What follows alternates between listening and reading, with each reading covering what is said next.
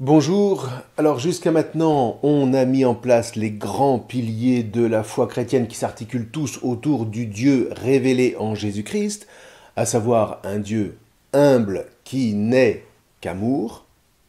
Or, j'aimerais avant de parler du baptême de Jésus que nous réfléchissions un peu sur les conséquences d'une telle toute-puissance dans notre vie chrétienne.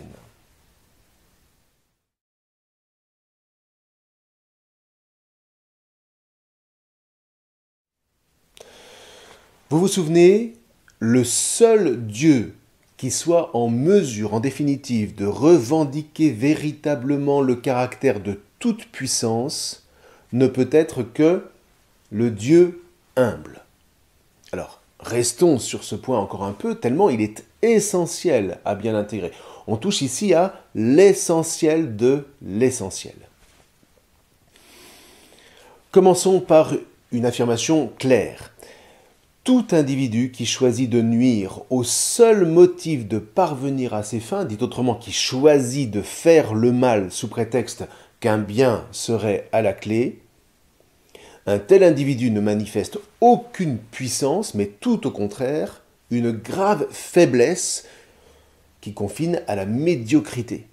C'est le mafioso, le parvenu, l'arriviste, enfin bref, le petit chef qui ne fait jamais rêver que les pervers. Là où Dieu, tel que nous le révèle Jésus, se manifeste tout-puissant, c'est qu'ayant un objectif d'une grandeur sans pareille, il refuse absolument de nuire pour y parvenir. Vous vous souvenez, Dieu ne nuit jamais.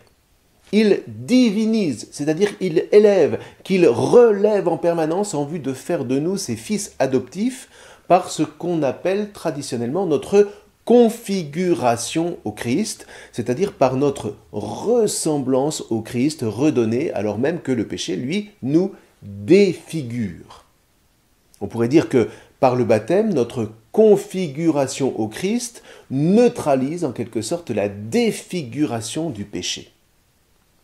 Par notre configuration au Christ, le baptême nous constitue non seulement comme ses disciples, mais comme ses frères, au sens charnel du terme, de sorte que la fraternité chrétienne est le fruit magnifique de cette ressemblance commune au Christ qui fait de nous des fils adoptifs du Père éternel. Adoptifs au sens où nous ne serons jamais Dieu par nature, mais néanmoins nous sommes réellement fils du Père en Christ, qui, par cette ressemblance au Christ, nous divinise et à partir de là oriente notre vie vers toujours plus d'intimité, vers l'essentiel, appelés que nous sommes à devenir les amis de Dieu au sein d'un mystère étonnant d'épousailles entre Dieu et son peuple qui est l'Église.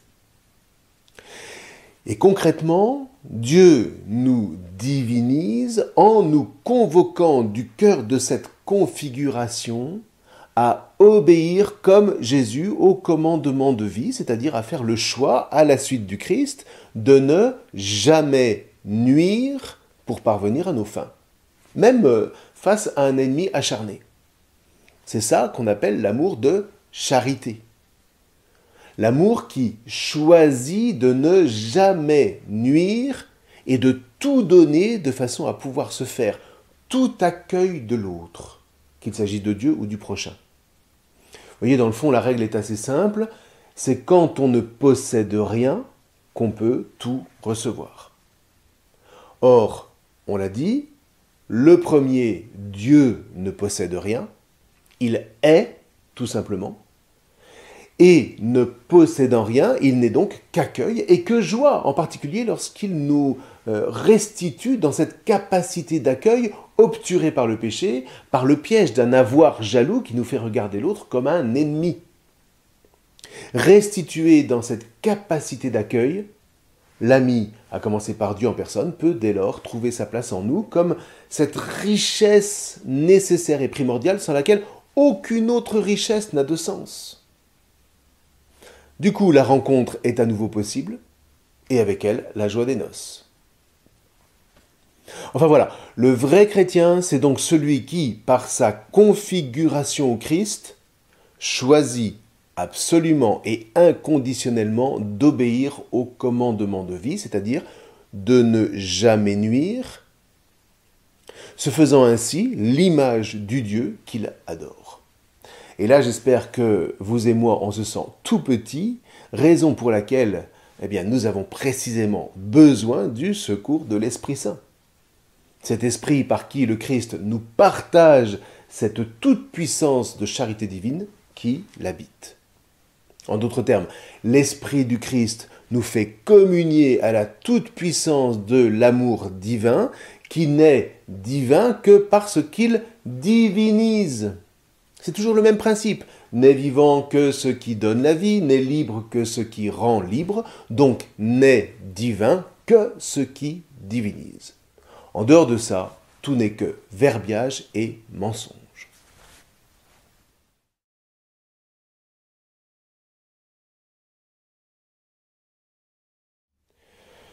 Dieu n'est Dieu que parce qu'il divinise. Alors voilà une sacrée révélation, si vous me permettez l'expression. Dit autrement, le Dieu vivant n'est Dieu que parce qu'il se donne totalement. Se donnant, il donne la vie qu'il est lui-même sans rien retenir, un don qui est de toute éternité inscrit au plus intime de Dieu, puisque sa nature divine n'est qu'un éternel jaillissement d'amour, dont le Père est la source, et que lui rend intégralement le Fils dans un mouvement infini de gratitude.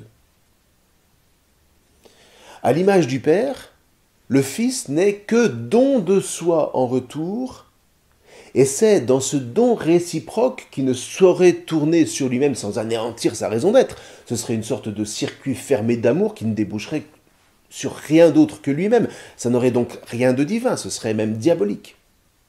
C'est donc, comme on l'a dit dans la précédente vidéo, dans ce don absolument libre et réciproque du Père au Fils et du Fils au Père, que jaillit l'Esprit Saint, dans un excès d'amour capable de se donner librement à un autre que Dieu.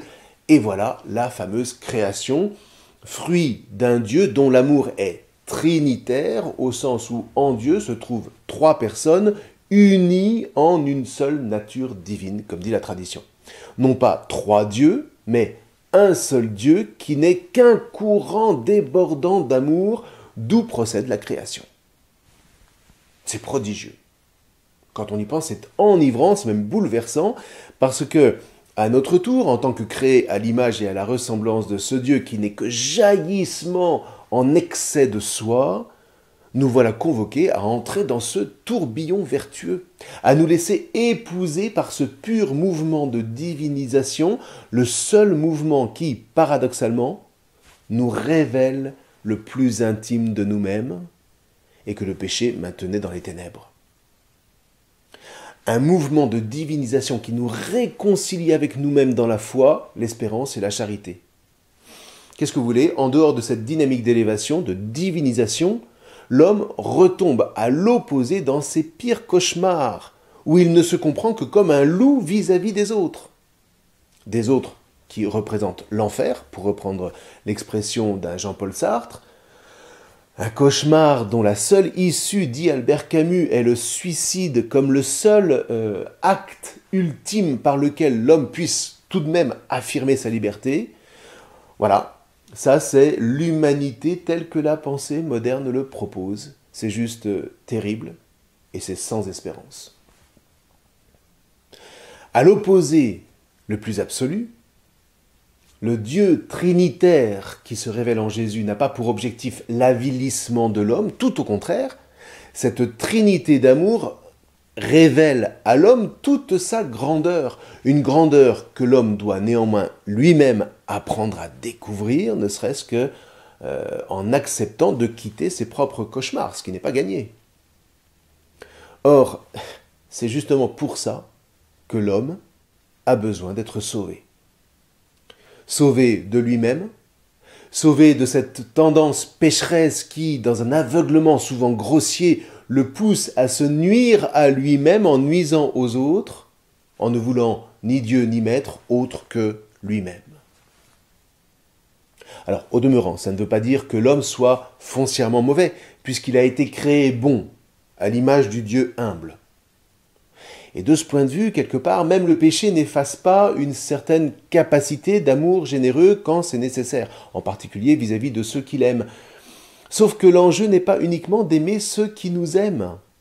Il s'agit d'aimer, d'espérer et d'avoir la foi, y compris en ceux qui ne nous aiment pas. Et là, vous voyez, on aime vraiment comme la Trinité aime, en passant par la charité.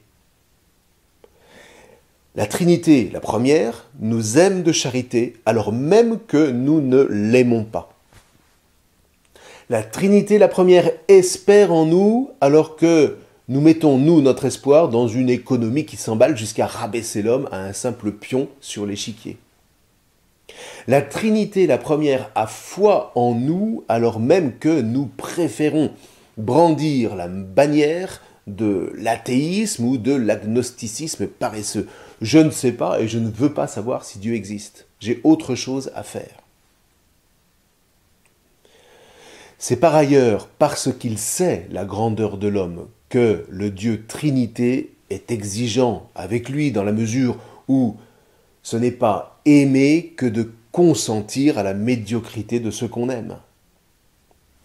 Raison pour laquelle la Trinité fixe le cadre vital de la Torah et de l'Évangile, non pas sous la forme de décrets que l'espèce humaine devrait appliquer formellement, mais en se soumettant elle-même à ces décrets de vie. En les vivant le premier en Jésus, le Dieu trinitaire nous offre de vérifier charnellement que ce cadre n'est absolument pas castrateur, mais vivifiant. Ce cadre donne la vie en libérant du néant dans lequel toute vie sans cadre est inexorablement plongée et sur lequel, très obscurément, le péché n'arrête pas de nous faire lorgner.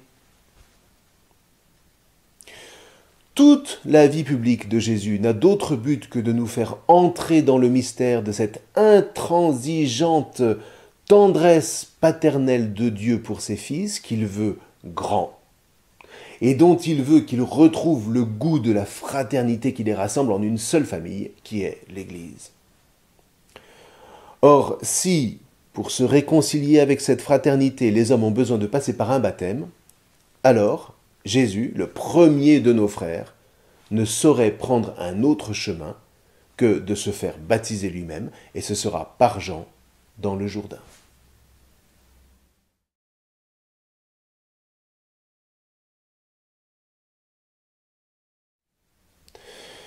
Les évangiles ne disent rien de ce que fut la vie de Jésus en Galilée jusqu'à environ 30 ans, nous dit l'évangile de Luc, ce qui, au demeurant, est déjà un signe pour ceux qui savent lire, parce que la tradition sur le Messie, celui que Dieu a choisi pour amener son peuple à la liberté, dit bien que, dans un premier temps, ce Messie doit étudier, scruter, s'imprégner de la Torah des pères, la Bible, et tous ses commentaires autorisés, ce que confirment d'ailleurs plusieurs indices dans les évangiles, quand bien même, c'est vrai, ça n'est pas dit explicitement, il n'empêche, Jésus a effectivement étudié la Torah à l'école de son père adoptif, le juste Joseph, dont je vous ai déjà dit qu'il était vraisemblablement un des plus grands rabbins de son temps, sinon le plus grand.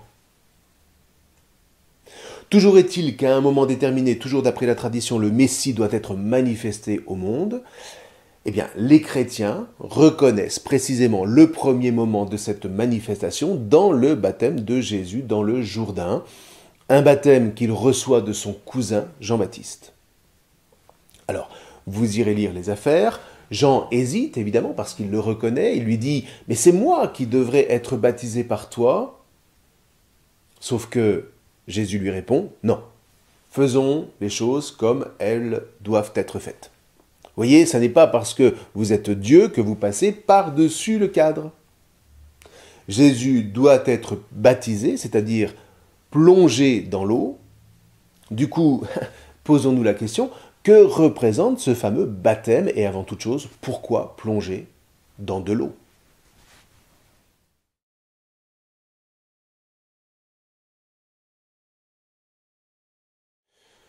Qu'est-ce que l'eau dans la Bible? Alors pour nous, l'eau coule au robinet sans même que nous nous posions la question de savoir d'où elle vient, mais pour plus de 80% de la population mondiale, l'eau est rare. Il faut aller la chercher loin. Et quand on la ramène, elle vaut de l'or, parce que l'eau, c'est la vie. La vie dépend de l'eau. Notre corps est fait de au moins 60% d'eau.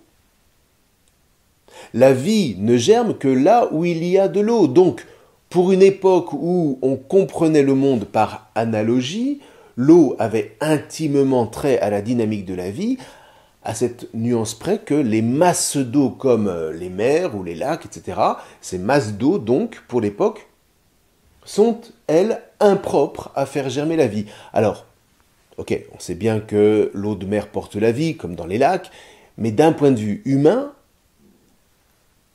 dans l'Antiquité, on constate qu'on peut se noyer dans ces masses d'eau. Et si elles nous submergent pendant les tempêtes, par exemple, elles peuvent devenir mortelles. Donc, analogiquement parlant, les mers, les lacs et toutes les masses d'eau assimilées sont mortifères. En revanche, s'il s'agit de l'eau qui court, l'eau courante, la fameuse eau courante, celle des ruisseaux, celle des fleuves, des puits, alors là, oui, cette eau, du point de vue humain, favorise la vie. Et comme elle permet la vie, eh bien c'est une eau vivante, dit la Bible. Vous vous souvenez, est vivant ce qui donne la vie. Donc Dieu, source de toute vie, est par excellence vivant. Sa parole, quand on la reçoit, donne la vie, donc elle est vivante. L'eau qui court donne la vie, donc elle est vivante. Alors on traduit souvent par eau vive, mais c'est insuffisant. Il s'agit bel et bien d'une eau vivante. Alors ceci dit, on se pose tout de même la question, qu'est-ce qui confère à cette eau courante ce potentiel de vie?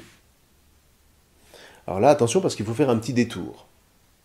À quoi voit-on, basiquement, qu'un homme est vivant, sinon à son souffle? Du coup, du fait que l'homme soit créé à l'image de Dieu, une pensée analogique comme la pensée antique en déduit nécessairement que le Dieu vivant a lui-même un souffle, un ruach en hébreu, pneuma en grec, spiritus en latin. Ah, voilà. Ce qu'on appelle l'esprit dans la Bible, ça n'est donc pas la raison ou l'intelligence, mais plus fondamentalement, c'est le souffle. Un souffle qui, dans une interprétation chrétienne, émane de l'amour réciproque entre le Père et le Fils. Un souffle qui transmet la vie comme cet excès d'amour divin par lequel Dieu va pouvoir créer. Au commencement, Dieu créa le ciel et la terre. La terre était tohu et bohu, on traduit habituellement informe et vide. Les ténèbres étaient au-dessus de l'abîme, mais le souffle de Dieu planait au-dessus des eaux. Et si l'esprit plane au-dessus des eaux primordiales, ça n'est ni plus ni moins que pour leur conférer la vie, de sorte que le souffle de Dieu fait passer les eaux sans vie, primordiales, au rang d'eau vivante capable de féconder le tohu bohu. Du coup, la création peut être lancée. Ce souffle, cet esprit se présente donc comme ce qu'il y a de commun entre le Dieu vivant et sa création vivante, raison pour laquelle c'est bien par l'esprit que Dieu et sa création sont intimement en relation. Concernant l'homme, au sommet de cette création, c'est par l'esprit que Dieu va lui conférer sa vie. Et s'il laisse la mort le saisir par suite de son péché, c'est encore par le don renouvelé de l'esprit que l'homme va pouvoir renaître, se relever de la mort, bref, ressusciter. Alors, pourquoi est-ce que je vous dis tout ça à propos du baptême de Jésus? Bien parce que tout ce que nous venons d'évoquer joue ici à plein.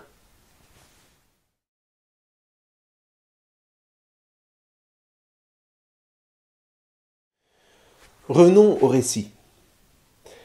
Les évangiles nous disent que Jean, le cousin de Jésus, baptisait dans les eaux vivantes du Jourdain.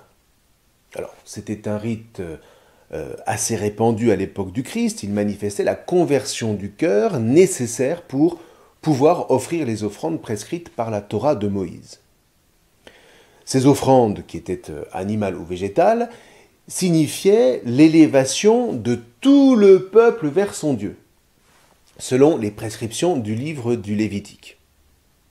Ceci dit, offrir un sacrifice dans le cadre de la Torah de Moïse était exigeant. Si on n'avait pas un cœur pur au sens d'une vie conforme aux prescriptions de Dieu, eh bien l'offrande était interdite. Et c'est tout le peuple qui, du coup, en subissait les conséquences. Qu'une seule offrande manque à l'appel et l'élévation de tout le peuple s'en trouvait compromise.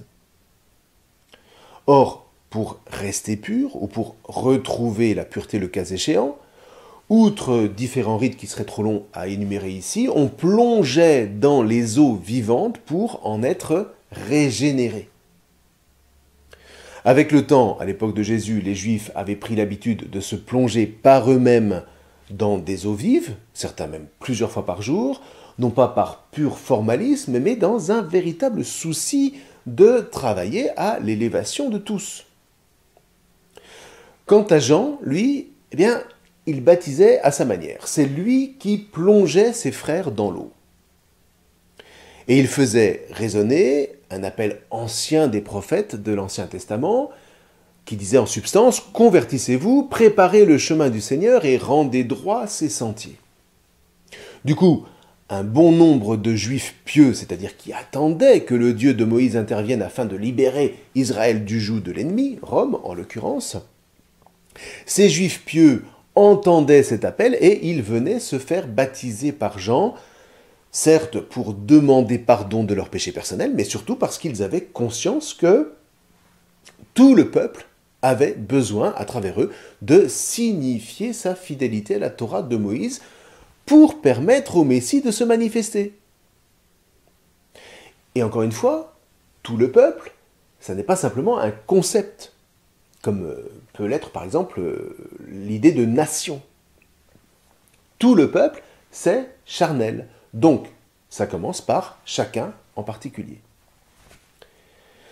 Et voilà, nous disent les évangiles, que Jean voit venir à lui Jésus.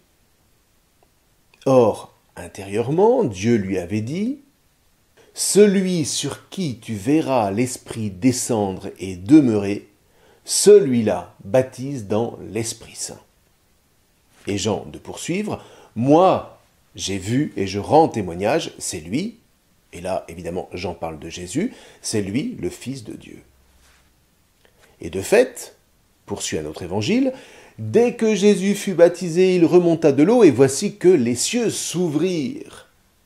Il vit, c'est-à-dire Jean-Baptiste, l'Esprit de Dieu descendre comme une colombe et venir sur lui, Jésus. Alors, ici, soyons clairs, comme une colombe ne signifie pas qu'un pigeon soit descendu sur Jésus. Il faut se méfier, vous voyez, des représentations un peu trop paresseuses qui prêtent légitimement aux moqueries. Les chrétiens ne sont pas des adorateurs du divin pigeon. Ou alors ce sont eux qui sont les pigeons d'une vaste fumisterie. Non, l'Esprit descend comme une colombe, pour rappeler l'Esprit qui planait sur les eaux de la création. Ce qui veut dire que les eaux du Jourdain deviennent ici comme les eaux primordiales de la création, des eaux du Jourdain qui reçoivent, en étant visitées à nouveau par Dieu lui-même en la personne de Jésus, une nouvelle fécondité.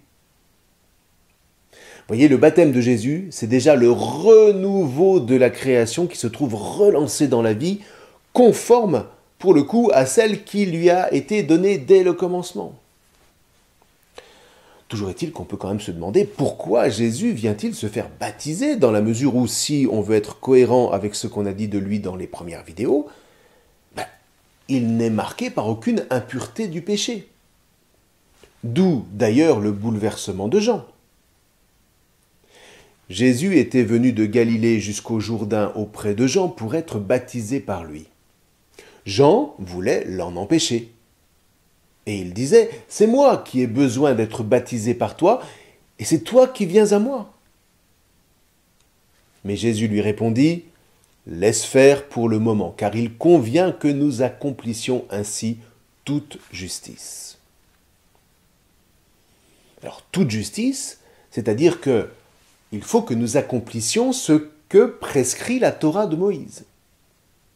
Une Torah qui, je n'arrête pas de vous le rappeler, travaille à l'élévation humaine et spirituelle du peuple choisi par Dieu. En particulier, à travers une prescription importante qui impose que lorsqu'un fils d'Israël devient esclave pour quelque raison que ce soit, son plus proche parent, libre, le rachète à ses maîtres. C'est ce qu'on appelle la loi du Goël. Gaal, en hébreu, signifie racheter. Du coup, on comprend mieux.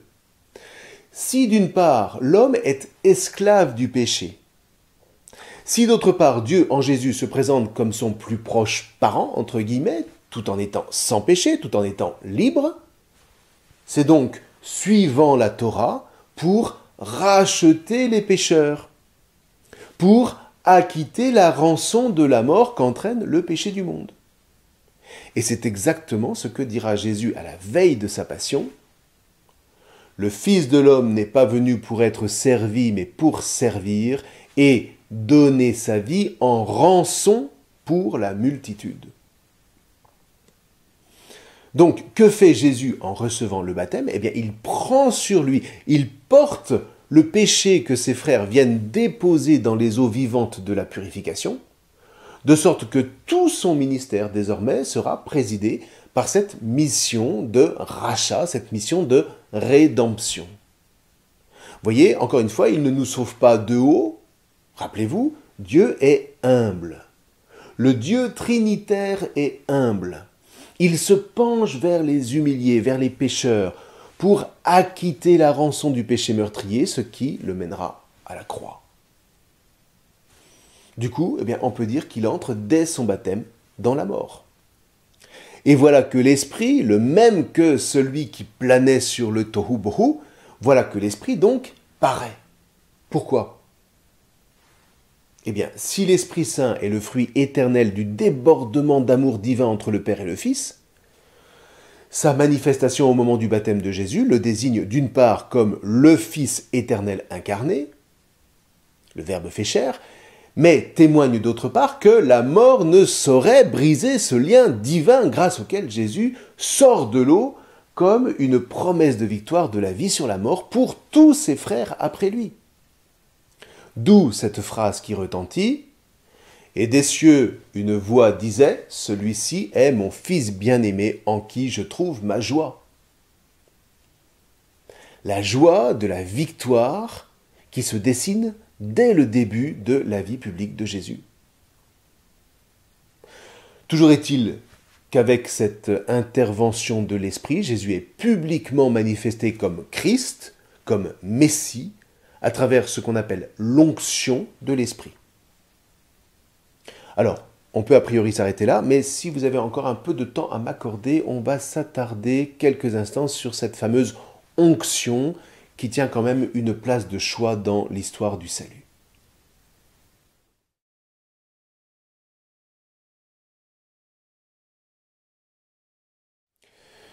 Je vous rappelle que Messie en hébreu ou Christ en grec signifie oint, c'est-à-dire celui qui a été badigeonné avec de l'huile si vous voulez. Une onction qui scelle à tout jamais la consécration de cette personne à une mission spécifique. En Israël, le roi n'était pas couronné solennellement, mais consacré par une onction d'huile, l'huile qui rentre, si vous voulez, dans le corps et dont on ne peut plus la faire sortir, une onction d'huile qui faisait de lui proprement le Messie de Dieu en faveur de son peuple. C'est comme ça, par exemple, que le prophète Samuel va oindre David alors qu'il est tout jeune, parce qu'il a été choisi par Dieu comme roi d'Israël. Le Seigneur dit à Samuel, « Prends une corne que tu rempliras d'huile et pars. Je t'envoie auprès de Jessé de Bethléem, car j'ai vu parmi ses fils mon roi. » Quand il parvint à Bethléem, Samuel purifia Jessé et ses fils et les convoqua au sacrifice. Jessé présenta à Samuel ses 7 fils et Samuel lui dit « Le Seigneur n'a choisi aucun de ceux-là. » Alors Samuel dit à Jessé, « N'as-tu pas d'autres garçons ?» Jessé répondit, Il reste encore le plus jeune, mais il est en train de garder le troupeau. Alors Samuel dit à Jessé, « Envoie le chercher, nous ne nous mettrons pas à table tant qu'il ne sera pas arrivé. » Jessé le fit donc venir. Le garçon était roux, il avait de beaux yeux, il était beau. Le Seigneur dit alors, « Lève-toi, donne-lui l'onction, c'est lui. » Samuel prit la corne pleine d'huile et lui donna l'onction au milieu de ses frères. L'Esprit du Seigneur s'empara de David à partir de ce jour-là. Quant à Samuel, il se mit en route et s'en revint à Rama. Rama était le lieu où Samuel habitait. Et vous voyez, ce qui importe, ce n'est pas tant l'huile en elle-même que ce que cette huile symbolise, à savoir l'Esprit de Dieu qui investit le jeune roi. Et ce symbole est tellement fort que quelques siècles plus tard, lorsque le prophète Isaïe voudra exprimer qu'il est lui-même habité par l'Esprit Saint, il dira « L'Esprit du Seigneur Dieu est sur moi parce que le Seigneur m'a consacré par l'onction. Il m'a envoyé annoncer la bonne nouvelle aux humiliés, guérir ceux qui ont le cœur brisé, proclamer aux captifs leur délivrance, aux prisonniers leur libération, proclamer une année de bienfaits accordée par le Seigneur. » Et là, vous voyez, il n'est plus question d'huile, mais le seul fait d'être habité par l'Esprit est néanmoins associé à une onction. Or, comme par hasard, le premier texte que Jésus commentera à la synagogue de Nazareth après son baptême sera précisément cette annonce du prophète Isaïe qu'il interprétera en son nom en disant « Cette parole de l'Écriture, c'est aujourd'hui qu'elle s'accomplit. » Autrement dit, Jésus s'approprie explicitement cette parole d'Isaïe pour exprimer qu'il est revêtu de l'Esprit Saint. C'est-à-dire qu'il a été oint ou consacré par l'onction de l'Esprit. Il se désigne comme le Messie de Dieu, comme son Christ. Et vous imaginez alors le bouleversement de ses frères juifs lorsqu'ils l'entendent proclamer une telle nouvelle. Du coup, pour en revenir au baptême de Jésus, quand on lit que Jean-Baptiste voit l'Esprit reposer sur Jésus alors qu'il vient d'être plongé dans l'eau du Jourdain, alors qu'il vient, je vous le rappelle, de s'associer à notre mort, le prix de notre péché qu'il vient racheter, d'emblée, un lecteur un peu aguerri comprend que Jésus est consacré par l'onction, à tout le moins l'onction prophétique, et donc qu'il est par définition le Messie, le Christ libérateur tant espéré par Israël, et sans le savoir, par les nations païennes. De sorte que toute sa vie, tout son ministère ne seront désormais que des actes, des signes, des paroles qui manifesteront que l'espérance d'Israël depuis Abraham trouve son accomplissement en Jésus-Christ, le Goël, le racheteur, si vous voulez, le rédempteur des pécheurs. Alors, est-ce que ça veut dire que désormais Jésus peut se la couler douce, ça y est, I am the Messie, I am the best? Certainement pas, c'est ce que vont exprimer en particulier les 3 tentations du Christ au désert qui vont suivre. Mais nous verrons cela la prochaine fois. Déjà, prenez le temps de parler de tout ça avec votre accompagnateur. Que le Christ Jésus vous garde dans sa bénédiction. Je vous remercie.